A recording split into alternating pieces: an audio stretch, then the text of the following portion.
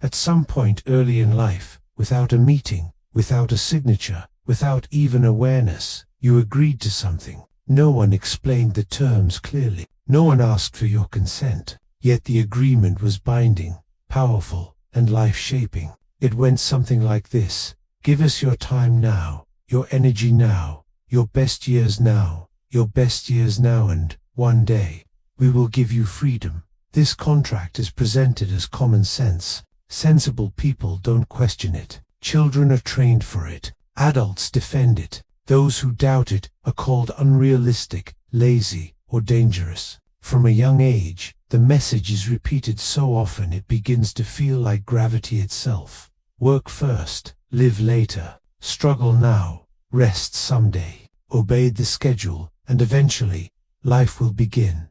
What makes this contract so effective is that it never announces itself as control. It disguises itself as responsibility, as maturity, as success. It tells you that exhaustion is honorable, that postponement is wise, and that freedom is irresponsible unless it comes at the very end. Retirement, in this story, is not a phase of life. It is a promise, a reward dangled just far enough away to keep you moving, a future moment that justifies decades of compliance. And because everyone around you accepts it, the idea becomes invisible, like water to a fish. But here is the unsettling thought: contracts that are never questioned are often the most dangerous ones, especially when they require your entire life as payment. Freedom, as it is presented to us, is never here. It is always somewhere ahead, just beyond reach. It lives in phrases like "one day, after this phase, when things settle down," or "once I'm done with this." It is promised, but never delivered. And because it is always framed as logical and responsible, few people notice what is being taken in the meantime. From an early age, we are taught to endure dissatisfaction with the reassurance that it has a purpose. Unfulfilling days are reframed as necessary steps. Long hours become investments. Meaningless routines are justified by future comfort. This way of thinking doesn't just motivate it teaches people to tolerate lives they don't actually want by imagining a future they may never reach. Psychologically, postponement becomes a survival mechanism. When the present feels empty or exhausting, the mind escapes forward. Hope becomes a painkiller. But over time, this habit reshapes perception. The present is no longer where life happens, it becomes something to get through. Real living is deferred, placed on hold, waiting for permission. This is where control quietly enters. A society that convinces its people to wait for freedom doesn't need to suppress them. They suppress themselves. They accept less today because they believe tomorrow owes them more. But tomorrow is always undefined, always flexible, always moving. And slowly, without realizing it, people don't just postpone pleasure. They postpone identity, curiosity, and aliveness. Life turns into preparation for a moment that never arrives, and the most unsettling realization of all begins to form. A life spent waiting may never actually begin at all. Alan Watts understood something most modern societies desperately try to ignore. A life obsessed with tomorrow is a life that quietly slips away. He didn't speak like a preacher or a motivational figure. He spoke like someone pointing at a fire while everyone else was admiring the smoke. His warning was simple, but devastating: if you are always preparing to live, you never actually live. Watts saw modern ambition as a kind of hypnosis. People move endlessly toward goals, promotions, milestones, and retirements, believing that meaning exists just beyond the next achievement. Progress becomes a treadmill. The faster you run, the further the finish line moves, and because everyone else is running too, it feels natural, responsible, even virtuous. But Watts challenged this entire framework. He argued that treating life as a journey toward a future reward misunderstands the nature of existence itself. Life is not a corridor leading somewhere else. It is not a rehearsal. The moment you are in is not a stepping stone. It is the only place anything ever actually happens. In the context of retirement, Watts' critique becomes unsettling. If fulfillment is always delayed, until work is finished, until obligations end, until productivity is no longer required. Then life is reduced to a waiting room. Decades are spent preparing for a freedom that arrives when energy is gone and curiosity has dulled. Watts wasn't telling people to abandon responsibility. He was exposing a deeper illusion, the belief that meaning exists in the future rather than in awareness itself. To live entirely for tomorrow is to miss today, and when today is missed repeatedly, what remains is not progress but absence. In that sense, Watts is not offering comfort. He is issuing a warning, one that grows louder the longer it is ignored. The retirement dream is one of the most powerful illusions in modern life. It offers a promise so comforting that people willingly surrender decades of their present to reach it. In its simplest form, it is a guaranteed reward, a distant moment when obligations end, work ceases, and life finally begins. The very idea functions like emotional anesthesia, dulling the discomfort of the years spent waiting. Psychologically, this dream works because it creates structure and meaning in lives that might otherwise feel chaotic or empty. The repetition of routine, the endless sacrifices, the exhaustion are justified because something better is promised in the future. It allows the mind to tolerate monotony, stress, and even unhappiness, framing endurance itself as virtue. Hope, in this sense, becomes a management tool. It is subtle, invisible, and remarkably effective. But the danger lies in its endless postponement. When hope is tethered exclusively to a future event, it ceases to be liberating. It becomes controlling. People cling to the idea of retirement even as it quietly drains them, shaping their choices, their habits, and their entire sense of self around a life that hasn't yet arrived. They trade presence for possibility, vitality for preparation, curiosity for compliance.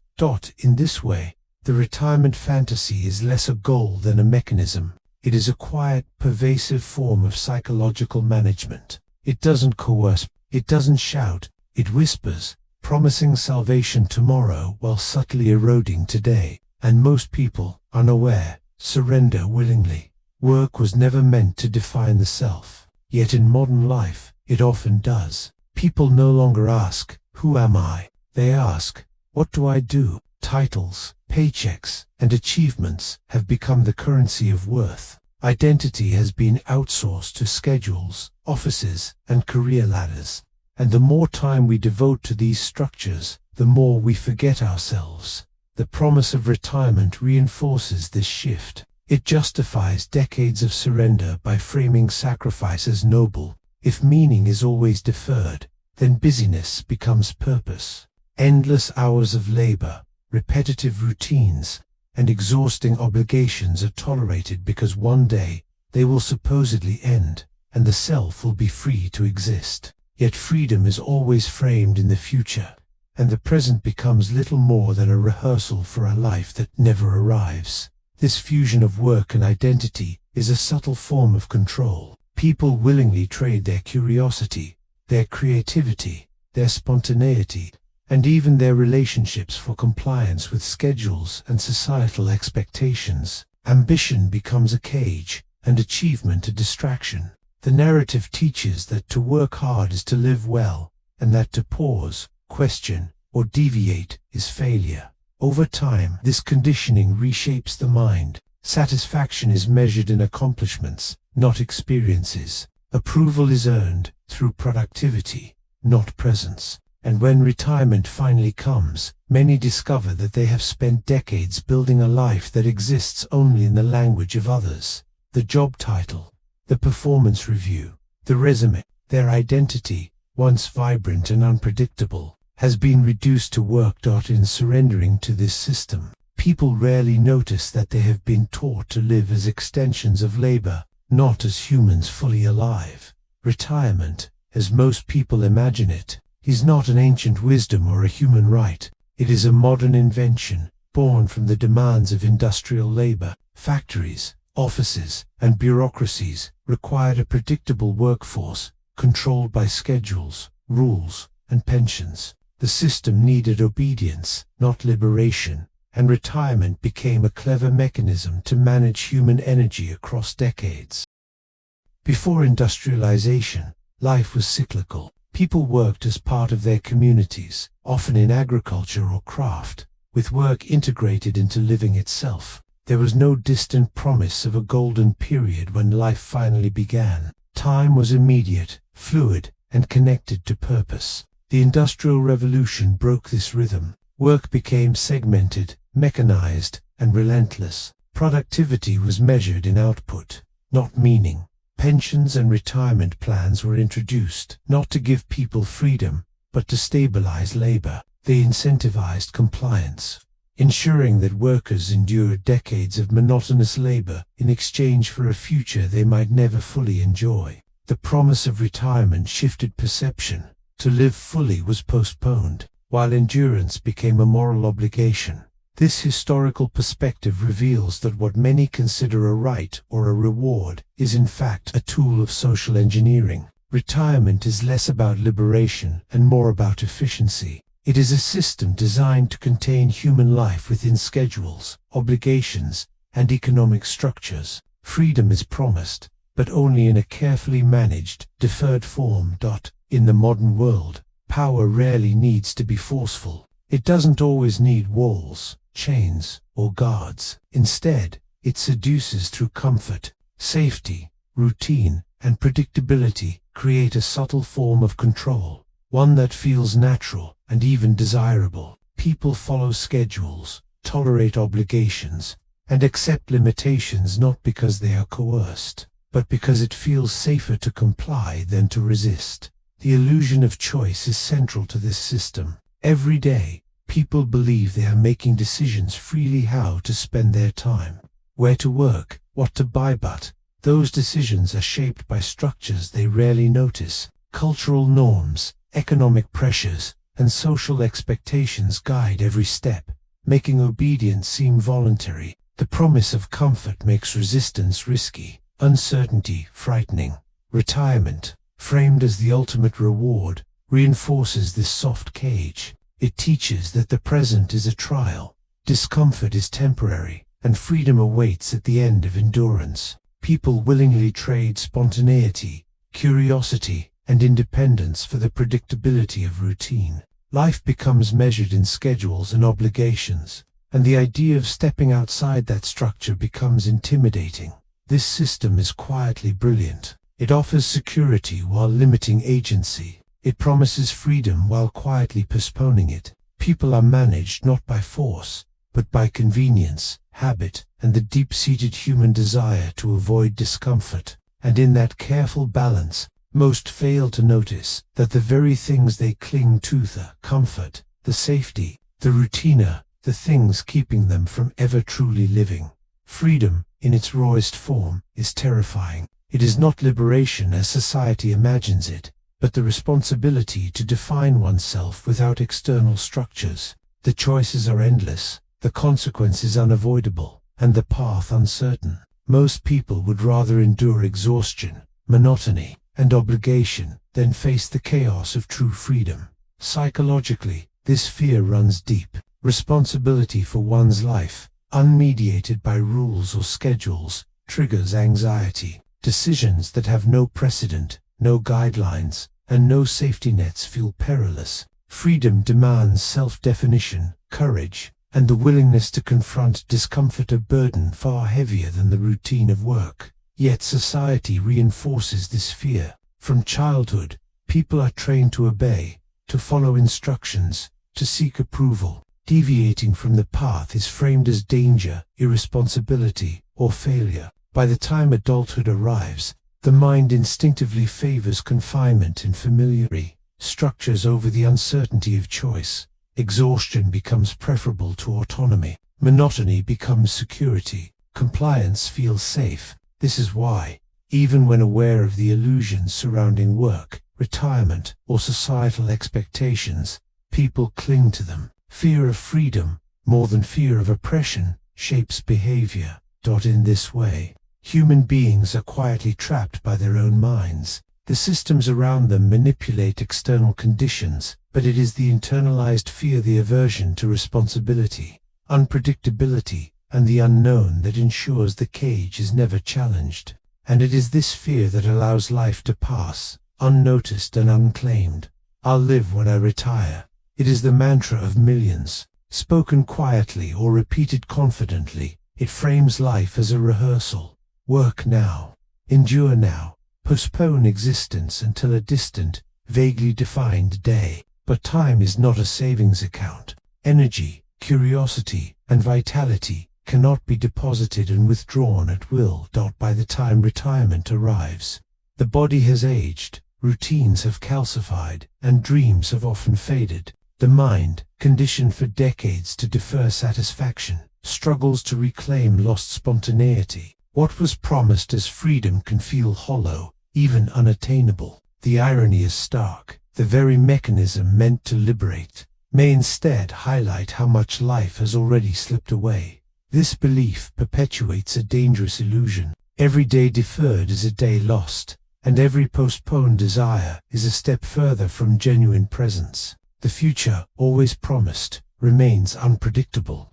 While the present, the only moment we truly own, is surrendered, it is not pessimism to face this truth. It is clarity, and it forces a question too few confront. If life is meant to begin later, when does it ever actually begin? In waiting for the promise, countless years are quietly surrendered, and in surrendering them, freedom becomes less of a reality and more of a myth. Alan Watts often returned to the same unsettling insight. The most dangerous illusion is the belief that time is endless. Life is not a rehearsal, and the future is never guaranteed. Yet society teaches exactly the opposite. Prepare, endure, defer, and someday, when the conditions are right, life will begin. Watts called this a fatal miscalculation. Time is the first form of control. It shapes behavior, motivates compliance, and convinces people that the present is always insufficient. Every postponed pleasure, every delayed dream, every someday reinforces the illusion. Watts argued that life exists only in the now. Waiting for tomorrow is a betrayal of the only reality that truly belongs to us. He also confronted the inevitability of death, not as a threat, but as a lens of clarity. Awareness of mortality is not meant to provoke fear, but to illuminate urgency. Once the finite nature of life is recognized, the logic of perpetual deferment collapses. Every moment spent in delay is a moment surrendered. Watts' philosophy challenges the very structure of modern existence. It questions ambition that sacrifices presence for promise, work that substitutes for living, and hope that functions as anesthetic. He does not offer easy answers. He offers recognition that life is now, and that postponement is the greatest illusion of all. Freedom is often imagined as a dramatic exit, quitting the job, leaving the city, abandoning obligations. But true freedom is less about escape and more about perception. It is a state of mind, a relationship to time, work, and self that allows life to be fully experienced, regardless of circumstance. To redefine freedom is to reclaim presence. It is to recognize that work can be meaningful without becoming identity, that routine can coexist with curiosity, and that obligations do not have to erase her. Freedom is not found by rejecting society, but by refusing to surrender consciousness to it. It begins with awareness, noticing when life is deferred, when choices are automatic, when hope is a mechanism of control rather than liberation. From there, intentional living becomes possible. Freedom emerges through small acts, claiming autonomy over time, pursuing curiosity without apology, choosing engagement over passive compliance. This is a freedom that cannot be granted by a system, nor postponed until a distant date. It is lived in the present, practiced quietly, and protected fiercely. It requires courage, honesty, and a willingness to confront discomfort. And paradoxically, it is the very act of embracing limitation and responsibility that reveals the boundless potential of a conscious life. Few warnings are louder than the sound of silence. At the end of a life measured by postponed living, regret does not roar. It whispers. It is quiet, insidious, and unavoidable. The regret of opportunities never taken, conversations never had, passions never pursued, and curiosity never acted upon accumulates slowly, like dust on a shelf. This is not dramatic regret of catastrophe or failure. It is subtle, almost invisible. It is the recognition that decades were spent following a script written by others, schedules, obligations, and promises of freedom that never truly arrived. The mind recalls days, weeks, and years lost to anticipation, to waiting, to hoping for a future that may never satisfy. And in this silence, the weight of what was never lived becomes apparent. Life's vividness fades, vitality dulls, energy wanes. The world that could have been explored, experienced, and created exists only in memory or imagination. This is the cost of deferring living. Not money, not status, not achievement, but presence, curiosity, and aliveness. The quiet regret waits patiently for those who were conditioned to postpone, to endure, to defer. And it is perhaps the most potent teacher, revealing the invisible chains that bound a life from the beginning. If retirement is when life is meant to begin, one must ask, what has all the preceding time been for? This question has no easy answer, yet it demands attention. It forces reflection on the contracts we accepted, the fears we internalized, and the habits that kept us waiting.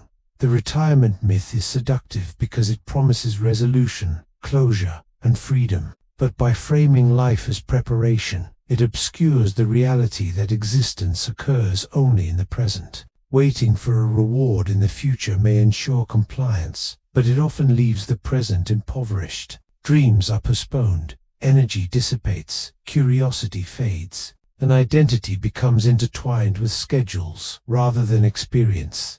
This question is not meant to provoke despair. It is meant to provoke recognition. Recognition that life cannot be saved for later, that freedom cannot be postponed, and that meaning is not granted by time, position, or reward. It is discovered in the conscious act of living, now, within the parameters of what exists. And so the question lingers, echoing beyond words. If life is always waiting, when does it truly begin? The answer is not given. It must be claimed. By choosing awareness, presence, and intentionality, life is no longer a promise. It is lived.